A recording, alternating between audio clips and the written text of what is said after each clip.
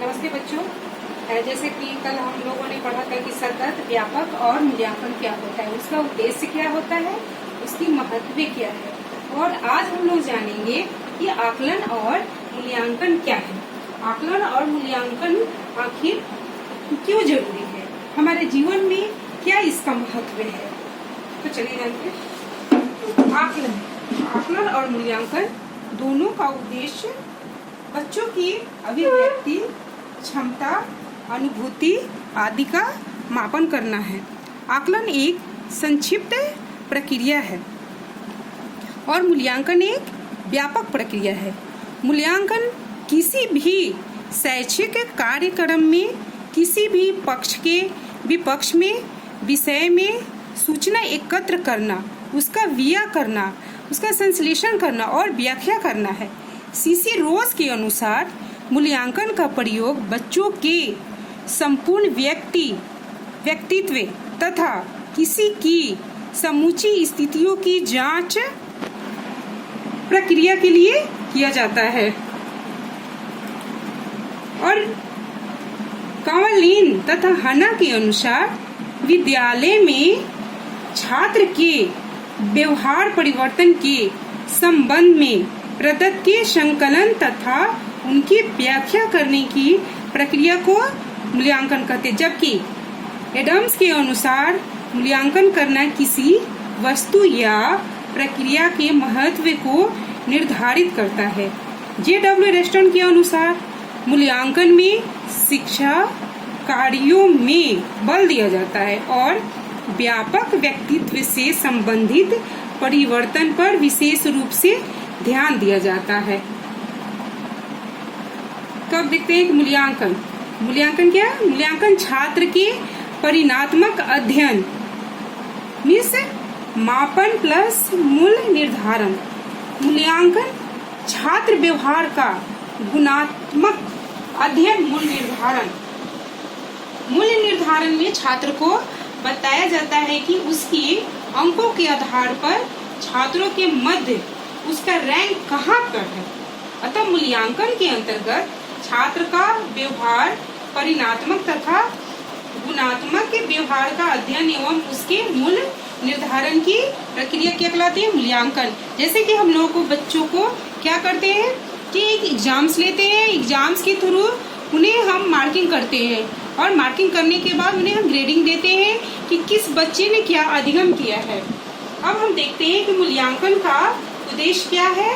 तो मूल्यांकन के उद्देश्य में हमें बच्चों में अपेक्षित व्यवहार एवं आचरण परिवर्तन की जांच करना, यह जांचना कि बच्चों ने कुशलताओं, योग्यता आदि को कितना ग्रहण किया है। बालकों की सभी कठिनाइयों का निर्धारण करना तथा दोषों को जानना।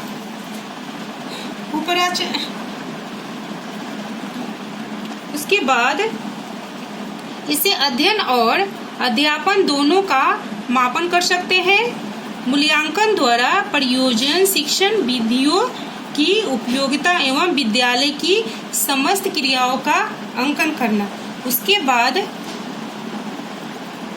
देखते हैं हम लोग के मूल्यांकन का महत्व क्या है। तो अब हम लोग जानेंगे कि मूल्यांकन का महत्व, मूल्यांकन का क्या महत्व है। तो मूल्यांकन का पहला है महत्व कि छात्रों को अध्ययन की ओर अग्रसित करता है। और सेकंड है कि छात्रों के व्यक्तिगत मार्गदर्शन में सहायता करता है, शिक्षण के उद्देश्यों की प्राप्ति में सहायक है, बच्चों की कमजोरियों को जानने में सहायक होता है, बच्चों की प्रगति में सहायक है, शैक्षिक और व्यवसायिक मार्गदर्शन में सहायक है। उसके बाद हम लोग देखते हैं कि मूल्यांकन प्रक्रिया या मूल्यांकन के पद। तो मूल्यांकन के उद्देश्यों का चयन और निर्धारण, उद्देश्यों का निर्धारण, विश्लेषण। उसके बाद मूल्यांकन प्रविधियों का चयन करना, मूल्यांकन प्रविधियों का प्रयोग एवं परिणाम निकालना, परिणामों की व्याख्या सामान्यकरण करना, ये होता था इसका ये। अब देखते हैं कि मूल्यांकन की प्रकृति। मूल्यांकन एक सतत प्रक्रिया है। मूल्यांकन शिक्षण प्रक्रिया का एक अभिन्न अंग है। इसका सीधा संबंध शिक्षा के उद्देश्य से होता है। यह बालकों के परिणामों की गुणवत्ता, मूल्य और प्रभाविकता के आधार पर उनके भावी कार्यक्रमों का निर्धारण करता है। मूल्यांकन की निष्पक्षता बनी रहे। मूल्यांकन के अब हम प्रकार के बारे में जानते हैं कि मूल्यांकन कितने प्रकार के होते हैं और इसका क्या क्या काम है। तो मूल्यांकन 3 प्रकार से होते हैं। पहला होता है रचनात्मक, दूसरा होता है योगात्मक और थर्ड जो है ये होता है निर्णयात्मक। अब जानते हैं कि रचनात्मक क्या होता है। रचनात्मक में हम कैसे मूल्यांकन करते हैं बच्चों का। देखिए पहले रचनात्मक, बच्चों की लगातार प्रतिपुष्टि के लिए। निर्माणात्मक कहिए या रचनात्मक, दोनों सेम है। तो रचनात्मक मूल्यांकन सहायक है। रचनात्मक मूल्यांकन के अध्यापक पढ़ाते समय यह जांच करते हैं कि बच्चों ने अनुभूतियाँ, अभिव्यक्तियाँ और ज्ञान को कितना ग्रहण किया। रचनात्मक मूल्यांकन पाठ के बीच बीच में से किया जाता है, जिसे हम लोग फॉर्मेटिव एग्जाम्स भी कहते हैं, जो सीबीएसई स्कूल में किया जाता है। और योगात्मक जो समेटिव एग्जाम जो साल में वो भी 2 बार होता है। तो चलिए देखते हैं योगात्मक मूल्यांकन सत्र के अंत में होता है। अध्यापक द्वारा पढ़ाने के बाद यह देखना कि बच्चों ने ज्ञान को किस हद तक ग्रहण किया है। देखना कि बच्चों ने ज्ञान को कहाँ तक अध्ययन किया है। किस पाठ को पढ़ाने के बाद जब अध्यापक बच्चों से प्रश्न करता है तो वह योगात्मक मूल्यांकन कहलाता है। और थर्ड होता है निदानात्मक मूल्यांकन।